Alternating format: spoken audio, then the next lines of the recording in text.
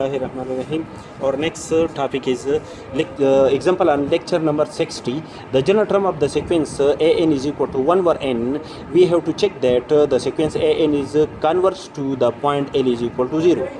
Therefore, for epsilon is equal to 0.01, we know that 1 divided by n minus 0 absolute is equal to 1 over n, and when the value of n is greater than 100, when the value of n is equal to 100, then 1 divided by n is equal to 1 divided by 100 is equal to 0.01, which is equal to epsilon. And when the value of n is greater than 100, then 1 divided by n, the value of 1 divided by n when n is greater than 100 is less than epsilon. Therefore, in this case, we can say that the sequence an is equal to 1 over n convert to the point 0. Second method for the calculation of the limit of the sequence whose general term is an is equal to 1 over n.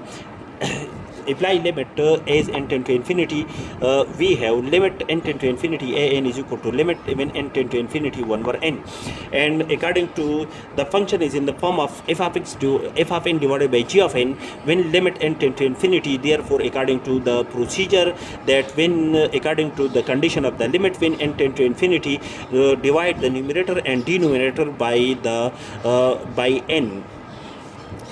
Therefore, after the calculation, the result is equal to limit n tend to infinity 1 over n, and now apply limit to the numerator as well as to the denominator, and after the calculation, the result is equal to 0. Therefore, in this case, we can say we can say that the limit of the sequence an is exists and is equal to the point 0. That is the sequence an converges to the point 0. Hence, we can decide that the point L is equal to 0 is the limit point of the sequence.